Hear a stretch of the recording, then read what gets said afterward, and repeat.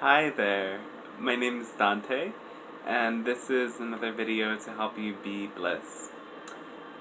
In my last video, I was describing how when we just love all of ourselves and allow ourselves to be exactly where we're at, rather than attempting to get rid of any feeling, or thinking that a feeling or an emotion means that something is bad about us, that we just love all of it and bringing that love into everything. And I mentioned at one point to love the parts of you that are addicted, to love the addictions.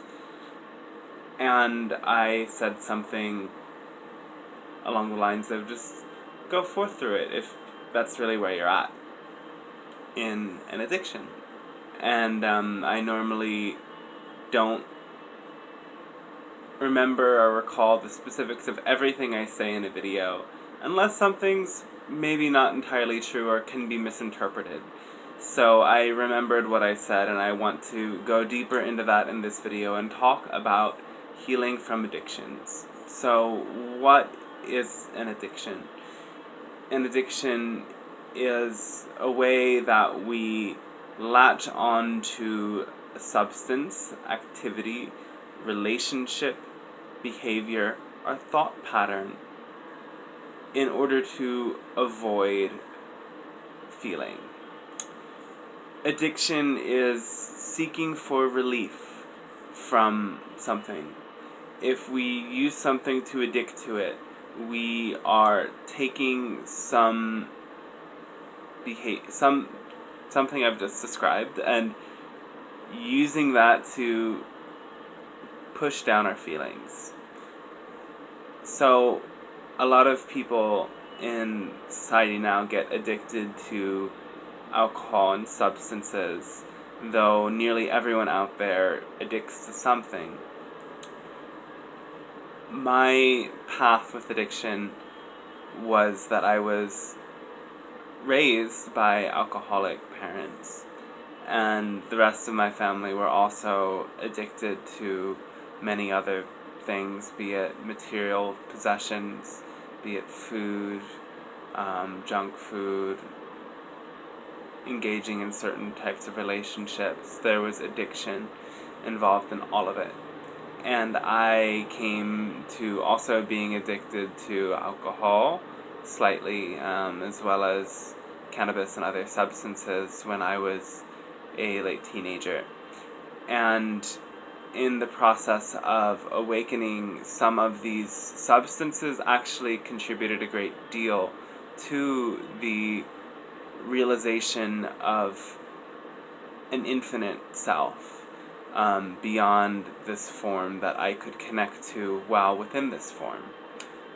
Substances did bring me to that awakening and bring me to understanding how powerful my consciousness is, which led me to yoga and meditation. And through yoga and meditation, I was introduced to an idea, eventually, that you may replace your addiction to substances with an addiction to yoga. So, what works with yoga and relieving from addictions is the refinement of willpower to be able to master a practice or a discipline that does help you in overcoming addiction. More importantly is the peace, that when you use a technology such as yoga to quiet your mind and to move yourself away from identification with the thoughts and with the feelings, you find eternal peace, and in that eternal peace you feel less of a need to pull to any substance, person, behavior, thought pattern that you use to suppress your feelings. However, addicting to yoga in replace of addicting to a substance does not get rid of the addict. And I discovered this early on, And unfortunately, there's a lot of yoga teachers out there that maybe some who have been practicing for their entire lives who are addicted to yoga and spirituality, and without it, they cannot maintain equanimity. I pushed myself in an addiction to yoga in a way that I had 3 or 4 hours of yoga and meditation every day. Kundalini yoga meditation that really is a very intense and sometimes forceful way to move the energy within you and move your energy body. And I pushed myself so far with this that I would have sleep paralysis and out-of-body experiences in Shavasana of a rather unpleasant nature. This was the very beginning. I would go in cycles, and I experienced an addiction to yoga in many terms. When I first found myself addicted to yoga, I was punishing myself with yoga for the addictive tendency itself.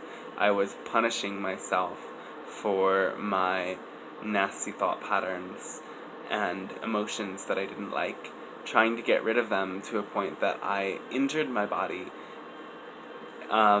So addicting to yoga to solve an addiction is not a very good replacement.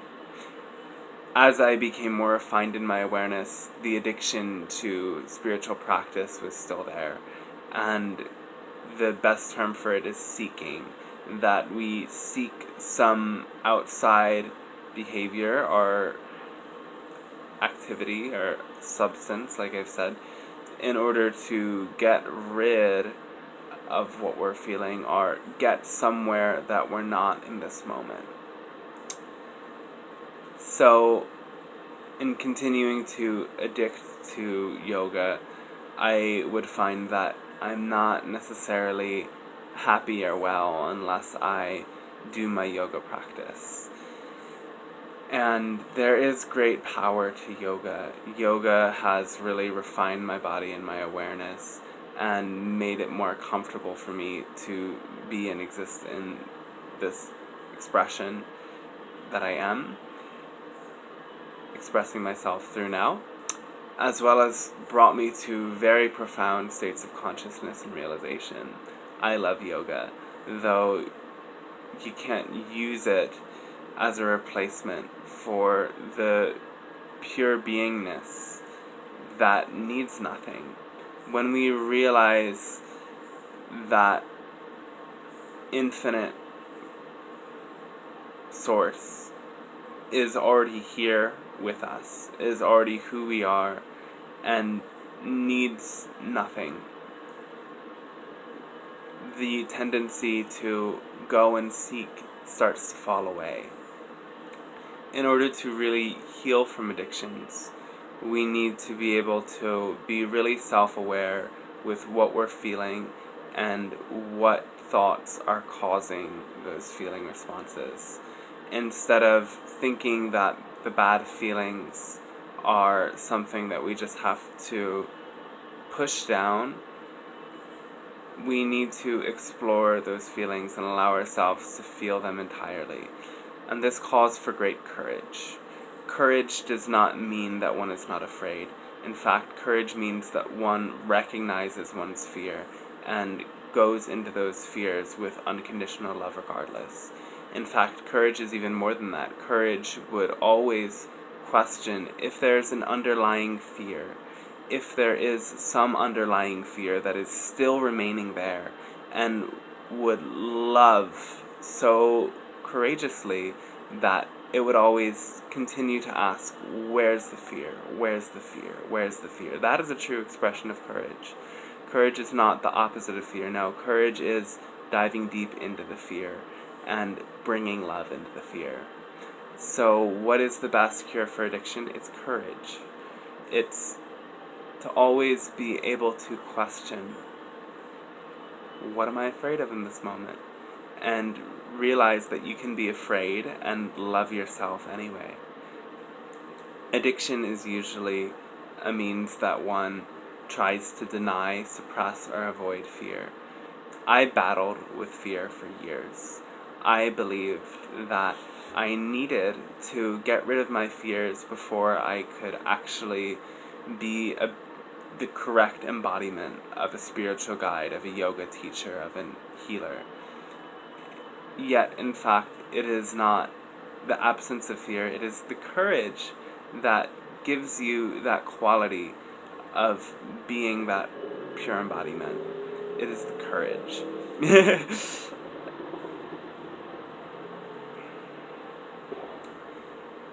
So when you engage with an addiction, it's good to also remember that it's not the thing itself that's the problem. It's not the substance itself.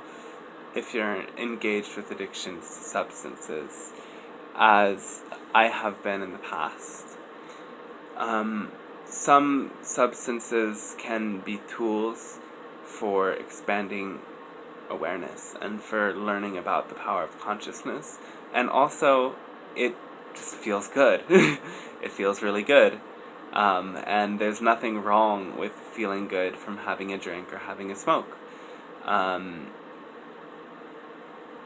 Having a smoke of some substances. Tobacco itself is, some shaman say that to smoke and inhale tobacco is greed, that tobacco is a very powerful plant that purifies you, and the most pure ways to integrate tobacco is only through a powder called hape, arape, or through other tools such as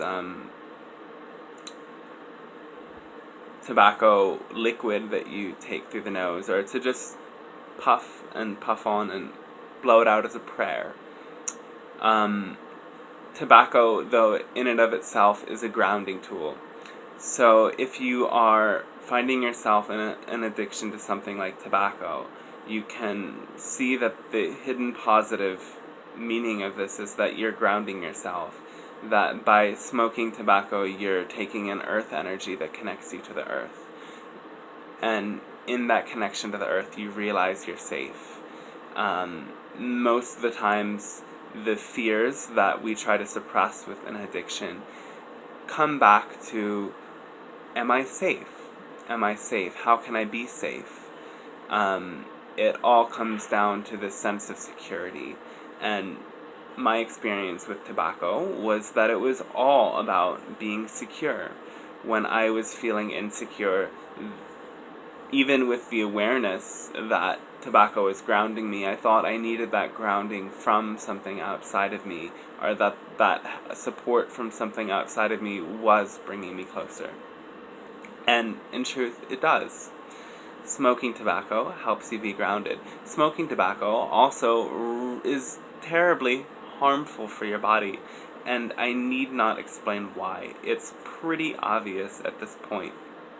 There is the truth of alchemization, that when you direct your awareness so closely and intimately with your source and know yourself to be your source, that the toxic effects of things outside of you, and there's toxic effects of everything in our world. We live in a very toxic world with pollution, with all sorts of outside energies that affect our bodies. So it's important to learn to a degree about alchemization, that your awareness, when you direct it to your source, can alchemize the effects of even an addictive substance. And there's so many people out there that practice this with tobacco and say that, oh, tobacco grounds me. Most of the time, tobacco is a means to escape from fear and anger. So that's just one substance that people can addict to. Every substance has its own special qualities. Another controversial substance is cannabis. Cannabis is, there's a big taboo against it as a substance that is somewhere between this legal and illegal status in most places. yet it is a substance that is very powerful in removing cancers, tumors, in bringing relief from stress, anxiety, and all sorts of illnesses born of stress and anxiety. However, it is also a substance that can cloud and distort. It is a psychedelic substance, and psychedelic means mind manifesting. So it is a substance that can help you to see your consciousness more clearly. The channeled being Abraham essentially says with cannabis that it will put you into your vortex for a moment. It will expand your awareness to infinite possibilities for a moment. So when people use this substance, they feel that sense of expansiveness, that everything's alright, that they can just relax and chill. So that's great. Though when you lose sight of that relaxed, chill place, when you don't have it, that's an addiction.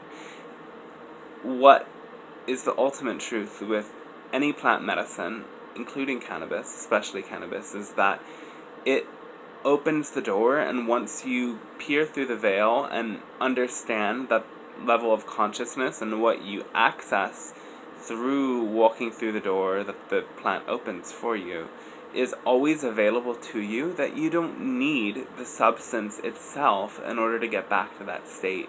If you really just imagine an experience that you once had with cannabis or any plant medicine in a state of sobriety and clarity, then you will be able to recreate a part of that experience and re-experience where your consciousness went. So, in that sense, you don't need the thing itself in order to go there. And many people justify a habitual use of cannabis that is actually destructive because it clouds their perception. For me, this is a substance where I have been experiencing both beneficial things. It initially helped me to experience my first levels of expanded consciousness and awareness, and I've also been enslaved by this substance at points in an addiction. And there's a fine line between two of them, and it's the same way with basically every substance out there. You can even use something that is so addictive as alcohol as a tool that helps you to come into a more aligned state when you infuse it with energy, when you infuse it with awareness. And it doesn't have to turn into a means that you are using to escape what you're feeling. When you use it to dive deep into your feeling, when you use it with that courage to expand your awareness of all that you are.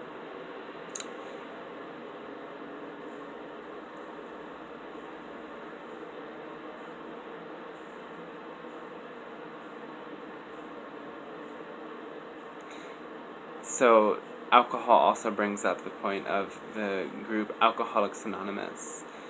That is an example of a lot of the views of addiction out there that separate the person from the outlet for addiction without removing the addiction from the person.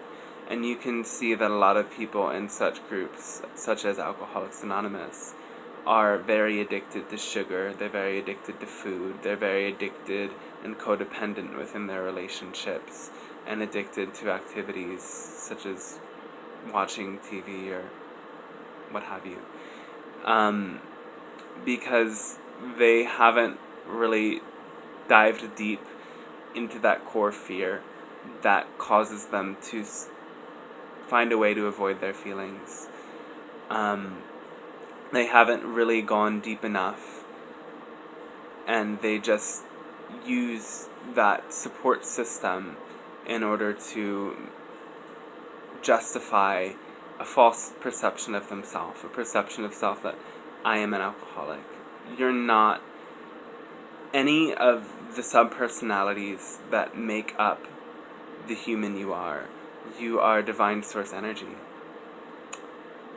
And when you can allow and accept all of the subpersonalities as kind of parts of the soul that are not in full alignment, that have not come to complete integration yet, love them, go into them, allow yourself to see all of them and perceive all of them, and realize that if there are still sub-personalities, you haven't completed your journey to unity yet. And you must realize that in each and every moment you're actually a new person. Bashar says about Alcoholics Anonymous and such thought systems that there's a 13th step. The 13th step is to step into an alternate reality in which one never had an addiction. And this requires an understanding of alternate realities, that in each and every moment we're in a new universe. And as we change our energy field and system by reprogramming our beliefs, by having certain experiences, by clarifying what's going on and where we're focusing, we become new versions of ourselves. When we become new versions of ourselves, the past and the future changes. We change what is being attracted to us in the future, and the sense that it's being attracted to us is just a false perception in a way. We actually create all that comes to us by how we program our energy field. So in each moment, as we can clarify a new version of ourselves, we actually create a different past. And to really overcome the addiction, you can develop this sense of self that is entirely beyond behavior and the past, and realize that in each moment when you change your vibration, you're a new person. So you can come to a point that you no longer experience the same addictive qualities, the same addictions to substances anymore at all. The real striving that we kind of find substitutes for through addictions to substances, behaviors, thought patterns, or people is the need for connection, is the need to be seen and to feel loved.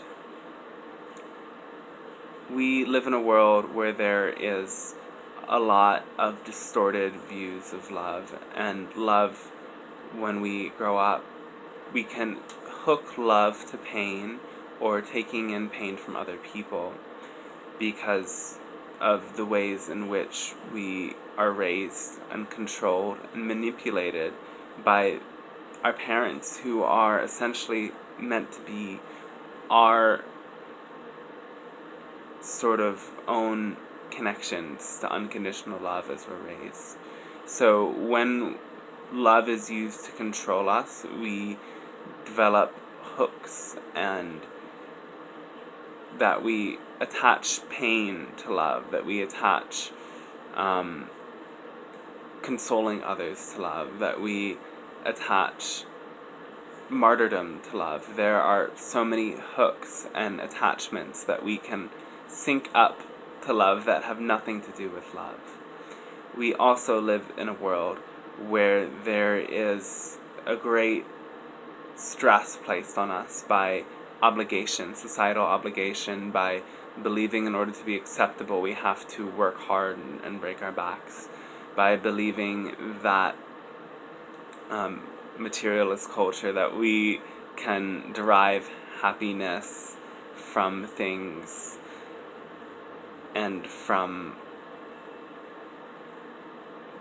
our position of influence, and we have to make ourselves better than others are. We live in a world, and you probably have your own ideas of the ways in which our world is really not designed for happiness. People live in boxes. People are very stressed out. People in most societies live in a lot of stress and trauma. And we can't actually heal that addiction until we change society. So the ultimate truth in healing addiction is that you have to change your life. In a world that brings you into these destructive patterns and ways of seeing yourself, into a great deal of stress, you have to find a way to change that entirely. And that is something each soul determines through their heart's desire. What is that for you? Is it living in spiritual community? Is it having your own healing center? Is it being a creative artist, sharing your artwork in whatever form with the world? Is it being a performer? Is it talking to people and helping people to get themselves out of where they're finding themselves stuck? Is it living outside in nature, far away from all of the stresses of modern life? How that manifests for each soul is very different, but you have to do it. And I live in a way that's very free-flowing for the most part. I live in spiritual community in Guatemala most of the time, and the other half of the year I travel freely, and because I share my light and my services in this way, I find myself very supported in my travels. And in this way, I'm more free from those stresses and obligations that society places on people, that people use addictive substances and addictive relationships in order to compensate for. Because these stresses in society put people in a constant state of fear that they're seeking relief from. You have to change your life if you want to remove yourself from your addictions. You absolutely have to. You can't use any tool, whether it is a plant medicine ceremony of some very sacred and powerful plant that is supposed to entirely forever remove you from addictions, or a practice, a spiritual practice, whatever it is. If you don't change your life, there will still be a seeking in it. And the seeking is that source of addiction. The seeking of a relief out there that isn't coming from an inward reflection and a courageous love of the parts of you in fear. They've done a study of 2 separate mice colonies. One colony of mice were in mouse heaven with lots of toys, lots of beautiful things, lots of stuff to play with, lots of spaciousness. The other mice were in a deserted mice cage, just metal and not much else. They were both given heroin. Maybe it was cocaine, I don't know. It was one of those 2 junky things. And both colonies of mice tried that addictive substance. The mice in mouse heaven forgot about it, didn't go back to it. The mice in the deserted, desolate mice jail, essentially, kept coming back to the addictive substance and killed themselves from it. This is an illustration of what I was saying, that we have to change our society in order to change addictions. And you have to break from consensus reality, the societal prescription for you if you want to heal yourself from addictions. And out there, people are trying to give you this pill, that thing, whatever it is, in order to just push it down and make you feel better. Yet you cannot feel better until you break from all of what others tell you to do out there and live from your own heart and your own place of authenticity. And that is one of the scariest things you can do. And that's why the ultimate cure from addiction is what I said before, courage. Is to be able to dive into the fear and be excited about diving into the places where there are fear. For you know that when you go into the places where there are fear with love, you uproot the tendency to addict, and seek from its core. And as you cultivate that courage and value that courage, things will change. Though you have to change your life out there if you want to change the addict in there. And changing your life out there first starts with changing your relationship with yourself and changing your beliefs and changing your energy patterns. And so I hope that video, or this video, has been helpful for you, and it has given you some insights, downloads, and a good foundation to move yourself forward from your own addictions and cultivate greater courage. If you want to dive deeper with me and work on this or anything else, I am available for Skype sessions, and you can check out more about me and my services at blissbeings.com. And check out my other videos on the Be Bliss YouTube and Facebook channel. If my videos and services are really inspiring and great for you, you can also give a donation if you wish, and that would support me in continuing to spread this light with great devotion. I have really appreciated all of the feedback and working with you all so far. So spread the word, spread the light, and be bliss, and I'll see you later.